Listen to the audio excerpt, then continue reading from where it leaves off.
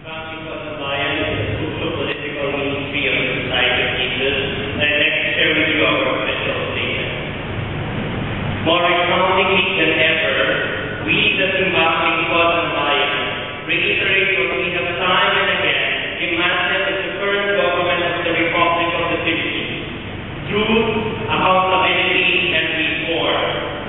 Without question, it is a constitutional duty and moral responsibility of the administration of Gloria Macapagal-Arroyo to ensure that the facts of all cases of corruption and anomalous dealings be brought to light,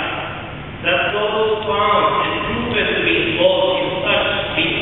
prosecuted and punished, and that every effort shall be made to reform a system so ridden by cancer. Upon careful reflection on numerous unresolved issues and the recent developments surrounding the Senate investigation of the NDN-CTE deal and the alleged abduction of Engineer June Lozada, key witness to the Senate investigation, our call is for the following complete forms of action to address the weakening of our democratic institutions and processes, to punish those who will be found guilty to the full extent of the law. For truth, that Gloria Macapagal-Arroyo lives E-0464, which bans any of the cabinet members to appear before the Senate hearings without their consent. E-0464 is a major impediment to the public's right to information and access to the truth. It is questionable why that order was necessary in the first place, and whose interests were being protected by it. If Arroyo is prepared to serve the common good by allowing the truth to come to court, she should be ready to revoke E-0464.